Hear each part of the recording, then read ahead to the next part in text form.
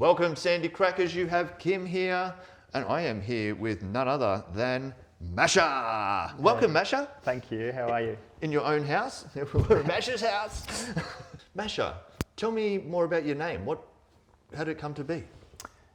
So when I started graffiti like nearly 30 years ago, yeah, very old, my name's Martin Schlick, so it's just a blend of my first name and my second name. It was Mash, and then everyone started calling me Masha, and then that's how it happened, basically. Yeah.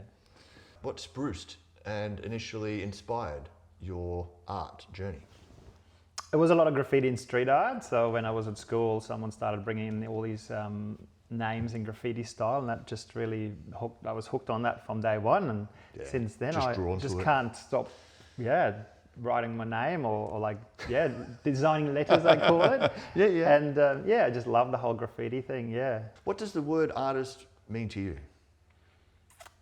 Oh, that's a difficult question, because I think I've only started calling myself an artist last year when I was part of the Bayton Award and had my first solo exhibition. Yep. Before then, I was always not keen to say I'm an artist, because when I say, when people say, hey, what do you do? I say, I'm an artist, and they go, oh, an artist, and the conversation's over, one of them. I've got to go. And so I think I'm like 99% there now, calling myself an artist. Yeah, and also I just started a website, and I've done a few more official sort of things, which make me feel like more it's all, Very cool. It's all official and happening, Nice.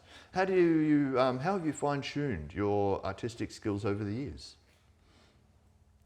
Hey, look, really, I just scribble and doodle a lot. And then every mural that I do is the first time I do that type of mural or artwork. And so I'm learning as I go, pretty much. Awesome. Color combinations or stuff that works, combining spray paint and acrylic paint. And I guess sort of over the years, you develop your own signature style. Yeah. What is the biggest challenge you face as a professional artist? AI.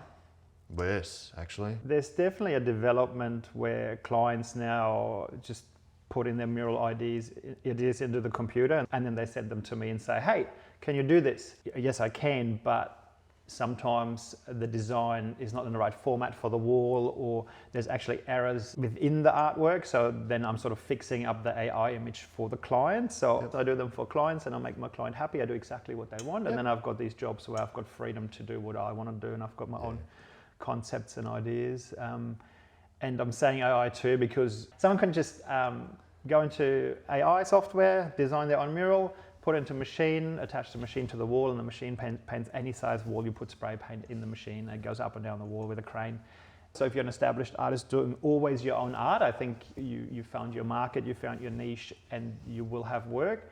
But if you're at a level like me, where you mostly paint locally, I have to sustain my practice. I have to paint what my customers want. I can just put my own art out there. So I have to find the balance between passion and jobs, I guess. What's Masha's spirit animal? If you had a spirit animal, Masha, what would it be?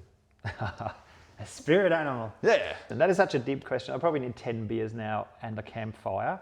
And so if I tune myself into that scene, I like these little monkeys with the big eyes. That's probably mine.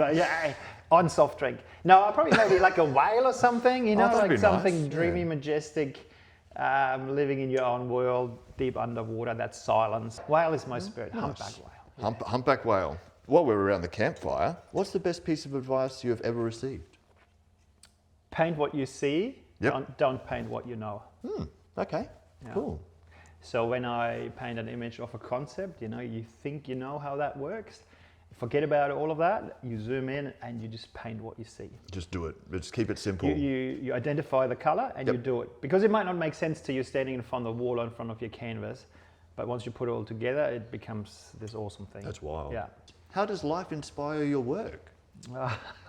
Another 10 beers at the campfire. Hey, we haven't left the campfire. It's still raw. It's right here. Actually, I must say, so one of my sort of most successful artworks was actually a Vegemite jar with some graffiti on the Vegemite jar, and it was sort of reflecting my journey coming to Australia. So what is very Australian and what is very me is that colourful, vibrant sort of character, I guess.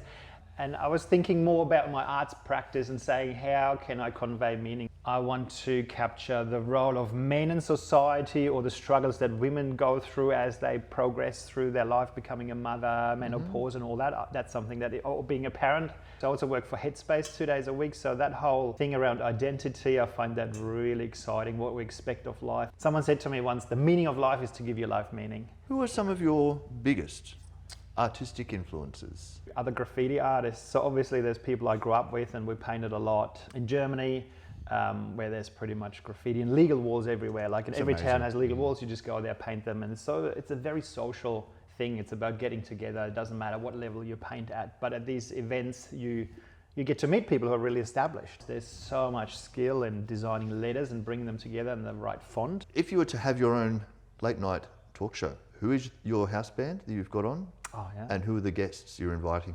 Look, first, I love people like Barack Obama. I love hearing him speak. David Attenborough. Like people who had a life journey of doing amazing stuff and seeing stuff and doing stuff that most people just have never experienced. If you could go back to when you first started your artistic journey and tell your past self something that you have since learned, what would it be? That you can make a living as an artist. Like I was keen to study art at uni, but then I did teaching to become an arts teacher because that was the safer options to actually have an income as an artist. So it was still that not having that knowledge and vision that if you set up your arts business properly and diversify and maybe you have to make compromise, you have to paint things you don't like painting potentially, then it works, like you can find a way. And I wish I had started that journey earlier. Do you have a specific artwork that you are most proud of, more proud of than others? Anything that stands out to you that has more meaning than others? I think the Vegemite jar, just because of the meaning it had to me and the response it has gotten. Yeah. Also, it was sort of that first time I was never interested in art awards or galleries. But when I did it and I was part of it, I gained so much knowledge and confidence from it. And that told me, I'm respected as an artist in a way. I received an honourable mention. The judge bought my artwork before the exhibition opening. Wow. So I was like, cool. So it resonates with someone, you know? And sometimes when you do your own music or you do your own art and you don't get feedback, you work in your little office or art studio for a year, no one says this is good or bad. And then you want to open this whole box or your new CD, you launch it, and then you're waiting for this reaction and you go shit, I spend so much time. This will be your first Sandy Krak. I love the local community. I like supporting grassroots events.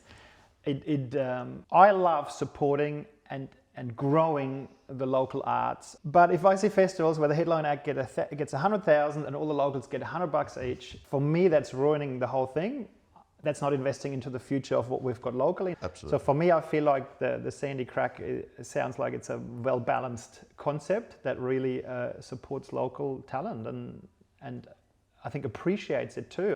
If you're in a space where you work with other artists, they appreciate your craft and what it takes. We want to be heard, we want to be seen, we want to have our craft appreciated. If someone enjoys my art, that's the best thing. If kids walk around the corner and go, wow, look at this.